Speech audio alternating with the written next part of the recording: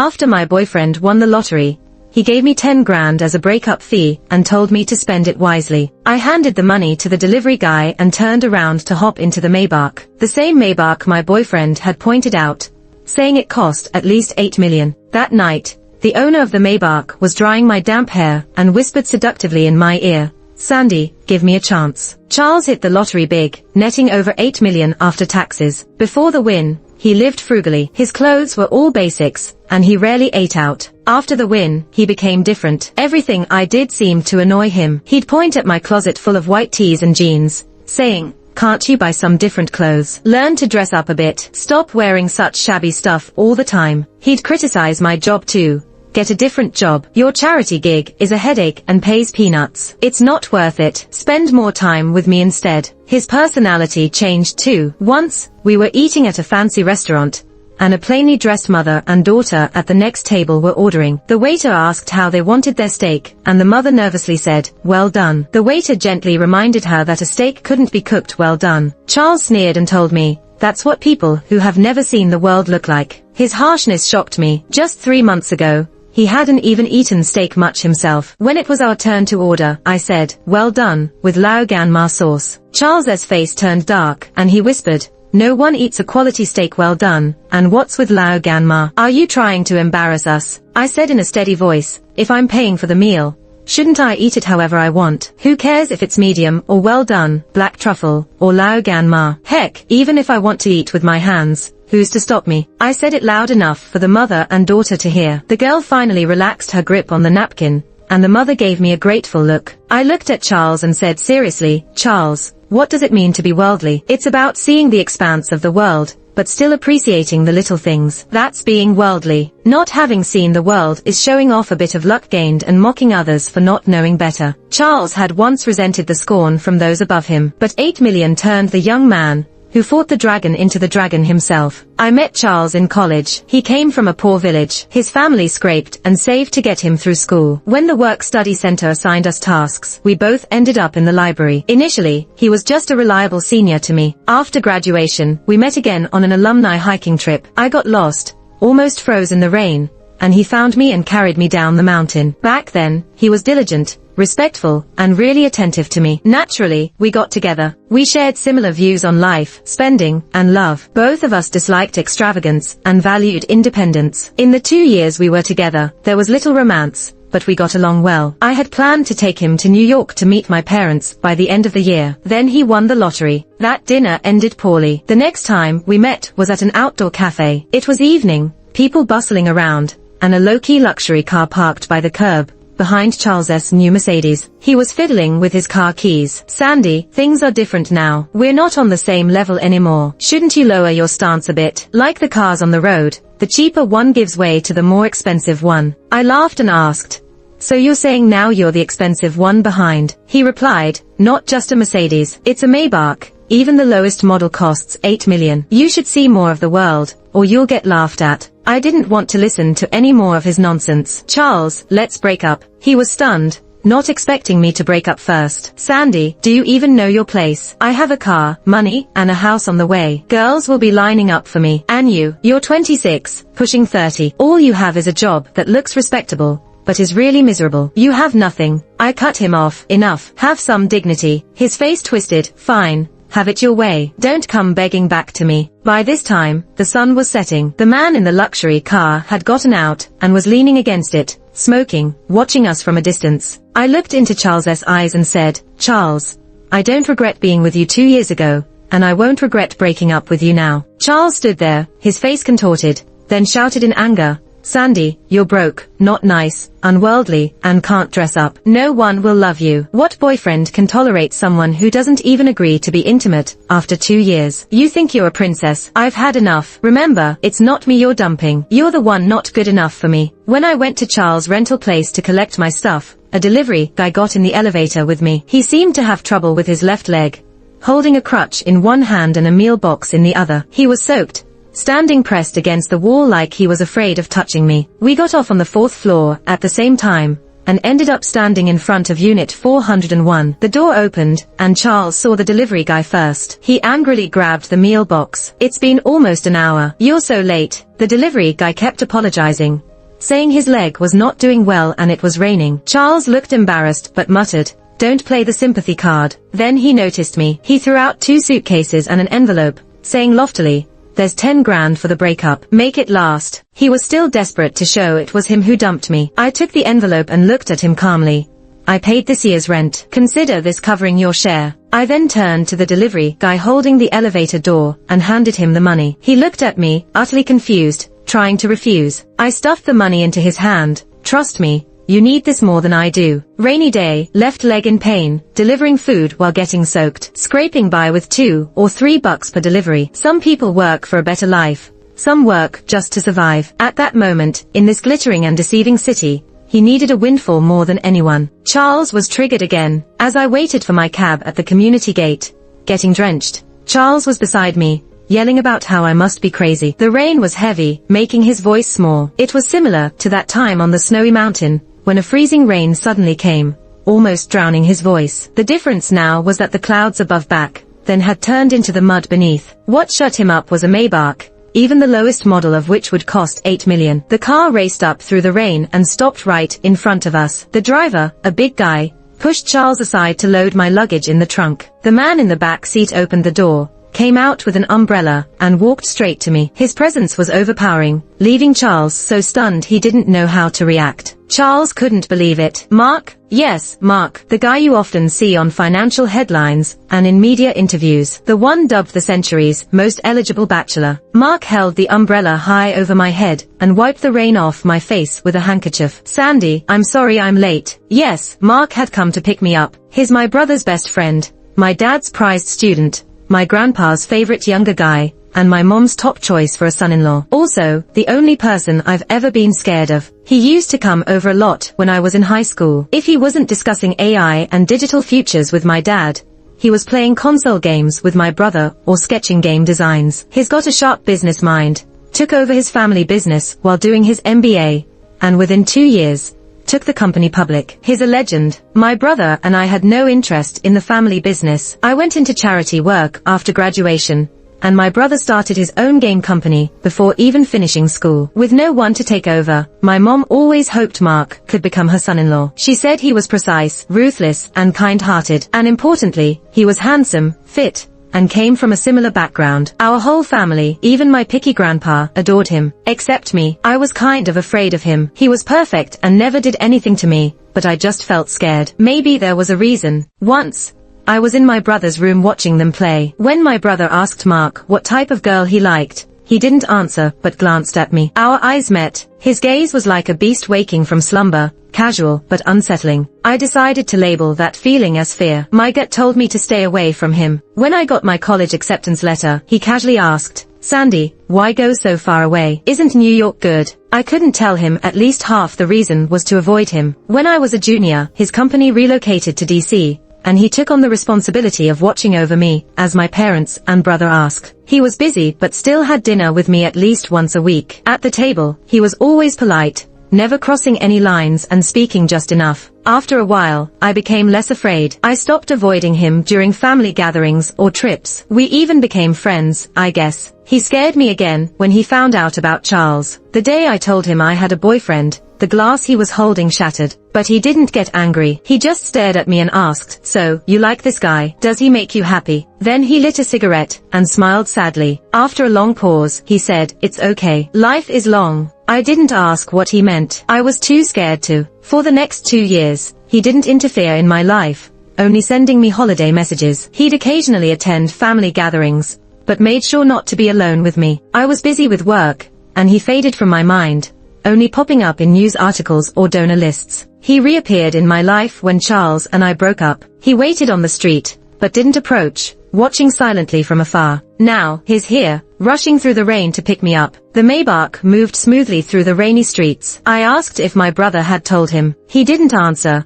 just draped his coat over me. "Let's get you some dry clothes at my place, okay?" Mark's house in DC. I'd been there a few times in college. It's modern and simple, no real feel of home. Haven't been here for 2 years, and nothing's changed. I'm in the shower, thinking about the ambiguous, unclear things he said 2 years ago, thinking about the day I broke up with Charles, and how he was smoking by the street, watching me. And just now in the car, his gaze gave me a strange unease. Blow-drying my hair, he leaned against the door frame, watching me. I was so nervous that I became clumsy, my movements stiff. He walked in, took the dryer, and gently brushed my ends with his fingers while using low heat. The way he did it was so natural, like he'd done it 1,000 times before. My back went rigid as his fingers pulled my hair slightly, causing electric tingles and shivers. He looked at the goosebumps on my neck and spoke low in my ear. "Sandy, are you scared?" Reflexively, I shook my head. His voice had a bit of bitterness. "Don't be afraid of me, okay?" He was so close that I could hardly breathe. Finally, he handed the dryer back to me, not attempting to get closer. When I was done and about to leave, Mark was sitting on the large sofa, pouring himself a drink. "Sandy, come over, have some hot tea." He pushed a freshly brewed cup of ginger tea toward me. Standing nervously by the sofa, I finally moved over and took the tea. Without warning, he spoke. "Sandy, do you really not see my feelings, or are you pretending not to?" Mark confessed without romance or surprise,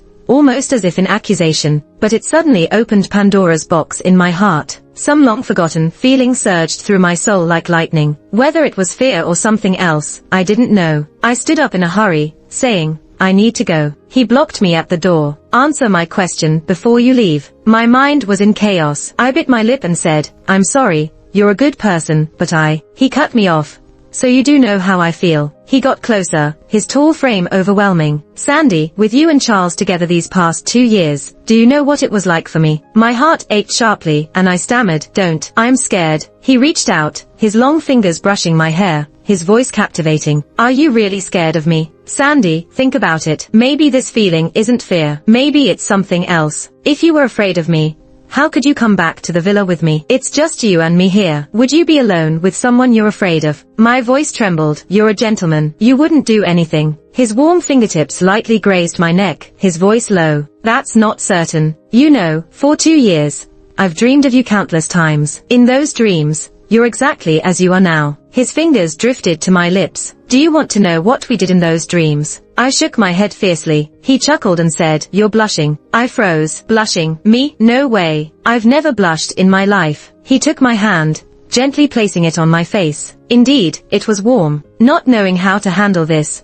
I tried to change the subject. "My brother's in Washington too. He mentioned dinner tonight." Mark seemed in a good mood and ruffled my hair. "Let's go find him." My brother Richard wasn't really there to see me. 2 years ago, he created a game that went global. At the celebration, he got so drunk someone put a woman in his hotel room. When he woke up, groggy, she was half-dressed, clutching the bed covers, looking nervous. My brother was furious, thinking she was setting him up, but with teary eyes, she dressed and left without a word. That left my brother obsessed. For 2 years, he tried to find her but couldn't. This time, he saw her face on a Chinese music concert poster. At the restaurant, we downed a few drinks. My brother said, "Let's celebrate us, siblings, on this sunny day, finally seeing the light at the end of the tunnel." He said, "Charles missed his chance. Your next boyfriend, don't just find anyone. At least someone like Mark here, right?" I scoffed. "Why should it be like you?" He winked. "Fine, then like Mark." I might have blushed again. That night, Mark was steady and composed as always. Years later, I learned that Mark was so happy he invested in my brother's game company again. Late at night, in the car, I looked at myself in the rearview mirror. My face was red. Mark, that madman, had just pinned me on the sofa in front of my brother. I'd been out in the mountains for over 10 days for a charity project. During that time, I barely spoke to anyone. As soon as I returned, Mark called, saying my brother was in a bad mood and drunk. My brother was a mess, lying on the bed, saying, "So what if she has a boyfriend? There's no wall I can't break down." Mark seemed half drunk, leaning on the sofa, his eyes following me. I settled my brother and waved my fingers in front of Mark's face. "How many fingers? I'm leaving. Can you take care of him?" He stared steadily at me. Suddenly, he seized my wrist, pulling me into his arms. Holding my chin, he kissed me, almost consuming everything. Initially stunned, I quickly pushed him away, trying to stand. "You're drunk." With my brother just a door away, door wide open, and he dares to act so recklessly. He turned over and half-pinned me on the couch, his fingers brushing my lips. "Why aren't you answering my messages and calls?" I protested softly. "Let me up. My brother is inside." He chuckled deeply. "So if your brother weren't here, it would be okay, right?" Then he kissed me again, moving from my lips to my neck, and murmured seductively in my ear, "Sandy, give me a chance, will you?" I eventually pushed him away, not letting him go wild with booze. Mark used to be so polite. I was always scared of him. The way he looked at me seemed casual, but there was always an underlying, restrained desire. Now, he's straightforward and domineering, kissing me recklessly, and I felt shy and bashful. Maybe, like he said, all my trembling and avoidance wasn't out of fear, but something else. I kept pondering this after getting out of the car. While fumbling for my keys to open the door, I was a bit dazed and didn't notice someone in the dark corner nearby. Just as I was about to close the door, a hand blocked it. It was Charles. Outside, his hair was messy and his eyes were bloodshot. "Sandy, where have you been these past 2 weeks?" "At Mark's place." "Are you breaking up with me, because you found someone better?" I firmly shut the door. Through the door, I told him we were already over. He kept talking to himself. "No wonder you were so dedicated to work, meeting rich donors and all. I underestimated you. Didn't think you had it in you to hook up with a guy like Mark." I said, "Charles, if you keep this up, I can call the cops and charge you with harassment." He growled hysterically. "Sandy, I once saved your life. If it weren't for me, you'd be an ice cube in the snow. Is this how you repay me? 2 years and you wouldn't let me touch you. But now what's on your neck?" His bite marks. "You sleep with him after just a few days." My tone grew more displeased. "Charles, do you realize you sound like a mad dog? Do you not understand why we broke up? Don't you see how you changed after winning the lottery? The things you said that day, have you forgotten? Your arrogance, your obsession with tipping borderline streamers. You think I'm blind? Breaking up with you has nothing to do with Mark. So stop dragging him into this." He ignored me, venting his emotions. "A woman like you, so fickle. And you think Mark can't see through you? Guys like him meet women like you all the time. Don't think it's true love. To him, you're just free entertainment." That night, his parting words were, "Sandy, I can't wait to see your downfall." I never thought Charles was inherently bad, until an anonymous email was sent to my boss. The email claimed I had questionable morals, ditching one guy for someone richer, and abusing my position to hook up with wealthy donors, attaching photos of me in Mark's luxury car. It ended with saying someone with my character shouldn't work in a charity organization. My boss, a woman in her 40s, called me in. She didn't criticize or blame me. "The person who sent this email is malicious. They think baseless accusations can ruin a woman's reputation and cost her her hard-earned trust and career. I know who you are, and I don't need anyone to tell me otherwise. Your achievements speak for themselves. Don't be afraid. I showed you this email to warn you.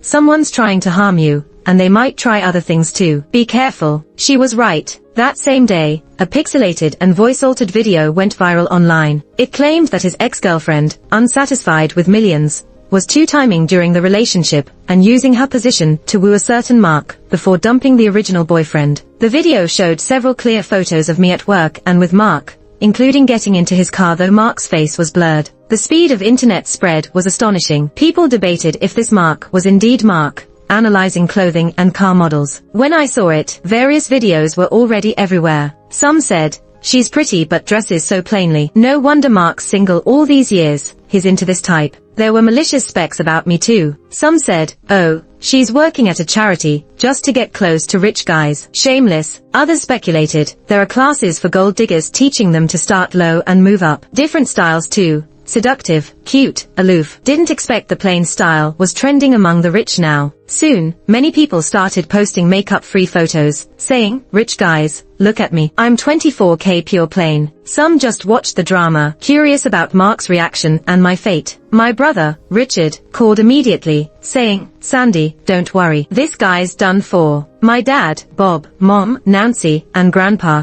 Tom, also called, assuring me they'd handle it, telling me not to worry. Mark, surrounded by media secretly filming, came to my office openly. He hugged me, whispering apologetically in my ear, "It's my fault. I didn't expect this, letting a clown like him cause such a fuss." After making sure I was okay, he took me directly to face the media. He stated, "Everyone, the online video content is untrue. She's the girl I'm pursuing, and I haven't succeeded yet. We didn't meet through work. I hope the media and online friends don't judge hastily and show some restraint. If you scare her away, I, Mark, will remain single forever." His statement video quickly climbed to the top of major media outlets. In the beginning, some people couldn't believe it and said, "Has Mark been bewitched?" That was until the Discovery Group's legal team issued a lawyer's letter announcing a lawsuit against those behind the public defamation and fabrication about the chairman's daughter in the video. And when the police showed up to ask Charles for a chat at the station, a passerby recorded a video of Richard,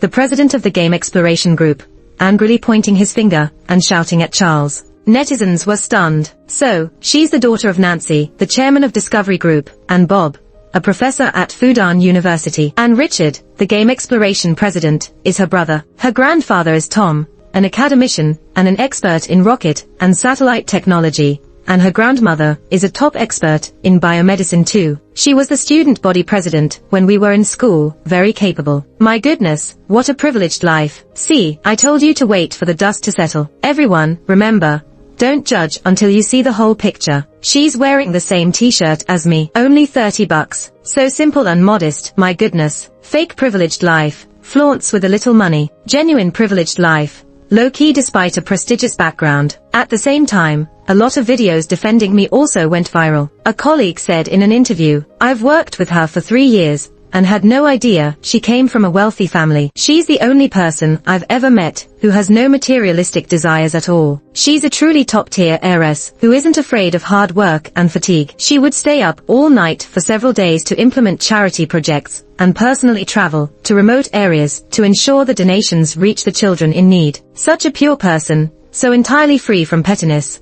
And someone dared to spread rumors that she seduced men using her position. Disgusting, isn't it? Many others whom I've helped also spoke up, sharing the good deeds I did for them. That delivery guy on crutches choked up and said, "That day, I was delivering food in the rain, and I couldn't even afford my rent anymore. I was really on the brink of despair. Then I met this girl. She talked to me like an equal, gave me life-saving money, and shared the charity helpline. Later, she even video called me and some of my struggling co-workers, telling us about all kinds of support projects. She's genuinely a very good person. Also, I can testify, it was that guy who dumped her, throwing her luggage out and offering her breakup money." With the flood of videos spreading, the online reviews completely flipped around. The most upvoted comment said, "The one spreading rumors, please go to jail for reformation. To those who insulted her without knowing the truth, come and apologize to her, thank you." Charles's actions have already constituted defamation. At the police station, Charles officially apologized to me. He already posted an apology video online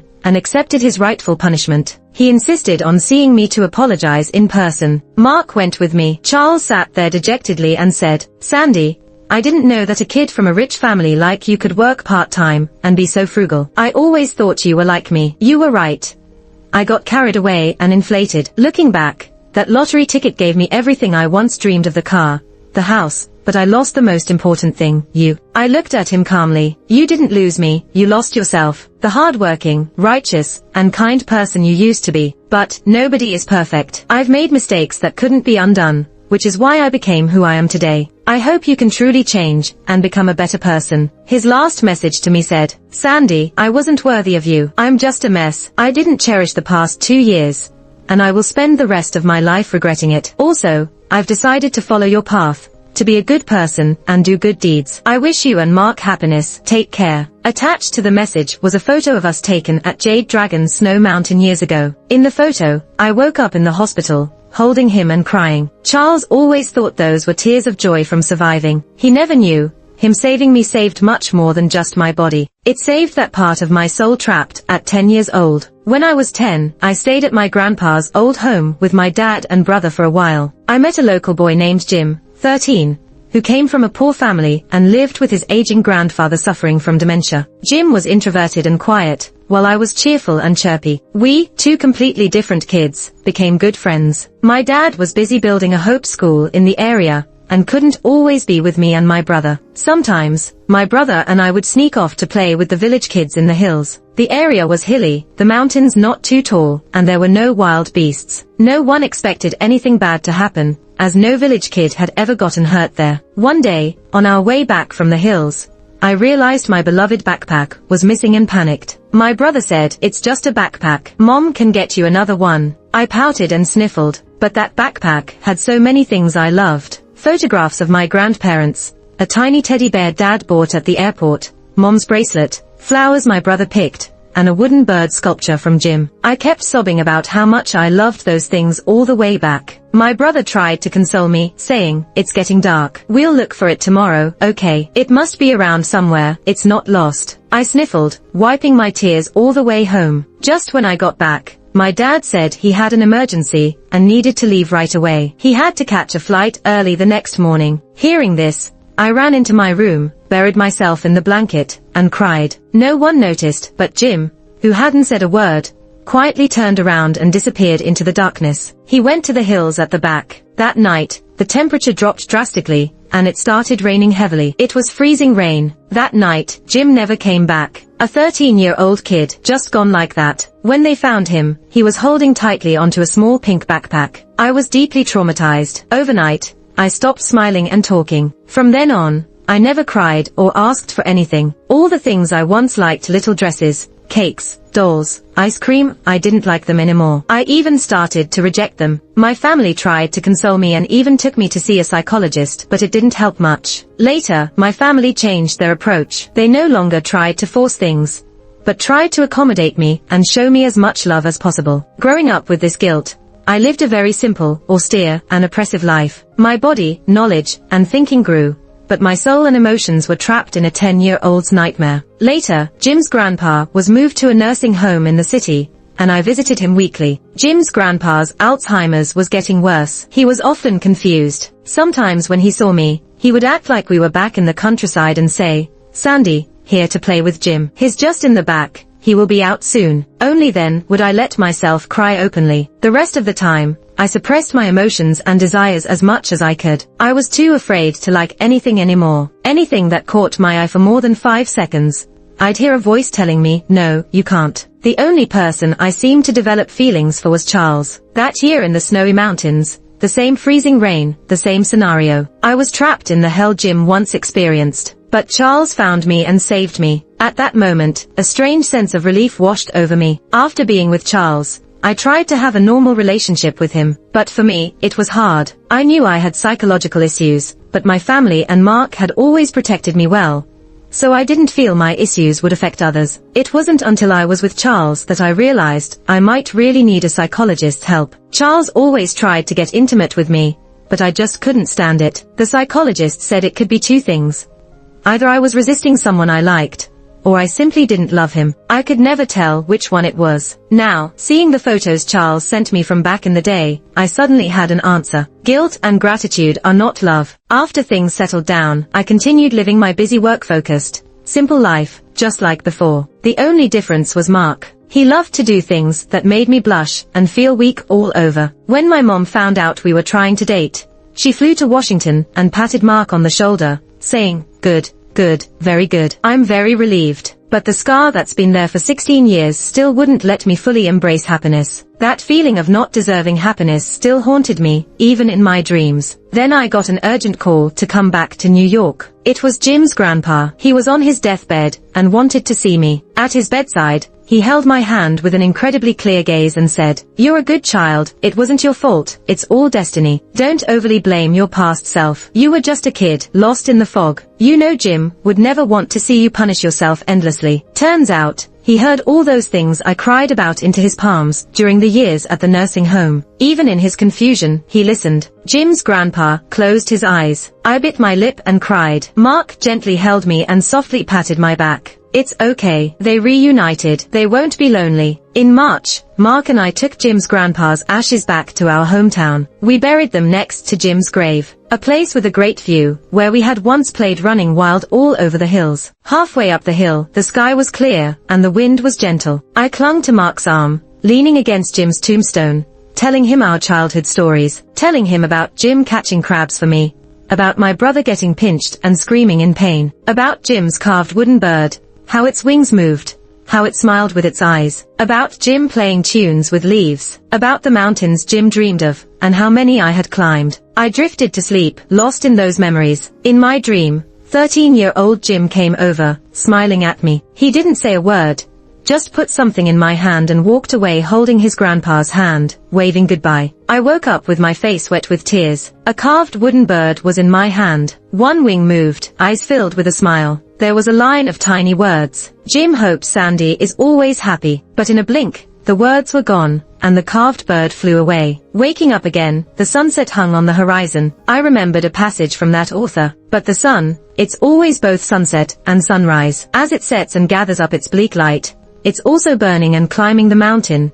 spreading its morning glory. One day, I too will walk down the mountain, leaning on my cane. One day, in some mountain hollow, a frolicking child will run up, holding his toy. Of course, that won't be me. But won't it? Light and shadow danced through the leaves. A breeze played with my hair. Jim's image and smile faded away. Mark's voice whispered in my ear. In the future, for every mountain in your life, let me climb it with you, okay? Mark's epilogue. When Mark first met Sandy, he had no idea she was someone who habitually suppressed herself. It was at a coffee shop. She took a photo of her coffee, editing something on her phone. Someone nearby snickered quietly. Never seen someone so unsophisticated, taking a picture of Starbucks. Typically, you either ignore such snide comments or argue back. Mark never expected Sandy's reaction to be so stunning. She pulled out a dollar coin, placed it in front of them, and said, "Those who slander at the marketplace, if their words reach my ears, shall be rewarded." Sharp, cunning, dazzling. Who would have thought such a girl had a dark, unmentionable childhood? The next time Mark saw Sandy was at his mentor, Professor Bob's house. She was gracious and composed, excelling academically. She came from a prestigious family, but was neither arrogant nor prideful, befriending people from all walks of life. Whether rich or poor, she treated everyone the same, chatting and laughing freely. Yet, she seemed somewhat afraid of him, often avoiding him. He couldn't understand the source of this fear. He had never done anything to warrant it. He was inexplicably drawn to her, but knew she was young, so he didn't overthink it, or make any moves. He hadn't even spoken a single ambiguous word to her, but whenever she saw him, her eyes would dart away. Later, to avoid seeing him, she chose a university in the north, far from home, instead of the nearby Fudan University. For 2 years, they rarely saw each other. After Mark didn't see Sandy at yet another family gathering, he couldn't help but ask Richard about it. Richard seriously asked him, "Do you like my sister?" Caught off guard, Mark was slightly embarrassed, but nodded honestly and earnestly. Richard then told him about an old incident. He said, "Mark, you are like those little skirts and small cakes she likes, but subconsciously suppresses her feelings for." A psychologist explained that to suppress and control her likes, she hypnotizes herself to develop negative feelings towards them, like fear. In simple terms, you're the only person she is naturally, physically attracted to, but mentally, she resists this fact and makes herself afraid of you. Richard said he was telling Mark this backstory so Mark could make a careful, rational decision. After all, no one is obligated to heal another soul. Mark asked just one question. How did she achieve mental coherence in the end? Richard replied, "You mean she seems so cheerful and sunny, like she has no psychological issues, right?" Mark nodded. Richard continued, "She's someone with a strong sense of self-motivation. While suppressing herself, she's also redeeming herself." Do you know her favorite book? Mark did. On the title page of that book, she had written in neat, small handwriting, "If you are depressed, you live in the past. If you are anxious, you live in the future. If you are at peace, you live in the present." She constantly reminded herself with this, monitoring and adjusting her mental state. Mark didn't hesitate. He consulted a psychologist. The psychologist said, "Take it slow, gradually integrate yourself into her life. Let her completely lower her guard." Later, after much consideration, Mark moved the company headquarters to Washington. In the following years, Mark often appeared in Sandy's life. They ate together, sometimes went to exhibitions or movies together. Over time, she seemed to gradually fear him less. This greatly encouraged Mark. After graduation, she worked in a charity organization. She lived frugally, setting aside only a bit of money for herself each month, using the rest to help those she met who were in need. Her only hobby was mountain climbing. According to Richard, climbing all the world's high mountains used to be Jim's dream. Mark didn't expect that a snow mountain would totally disrupt his plans. Sandy was trapped in the same situation as Jim, but the man named Charles not only got out, but also carried her out. That natural act of salvation turned Mark's years of effort into a joke. She suddenly fell in love with someone who didn't make her afraid, only happy. He was angry, resentful, but he couldn't destroy it, couldn't seize it, because that was the person who made her happy. All he could do was wait for a twist of fate. Heaven showed mercy. He finally waited it out. This time, he didn't want to hold back. He forced her to confront her feelings. He pressed her onto the couch and kissed her. On the day they confirmed their relationship, he held her and kissed her passionately. He held her hand, letting her feel his desire. He bit her ear and asked, "Is this okay?" In March, halfway up a mountain, he held her, watching the sunset. He asked, "For the future, will you let me climb every high mountain in your life with you?" At that moment, he rubbed the velvet box in his pocket, his palms sweating with nerves.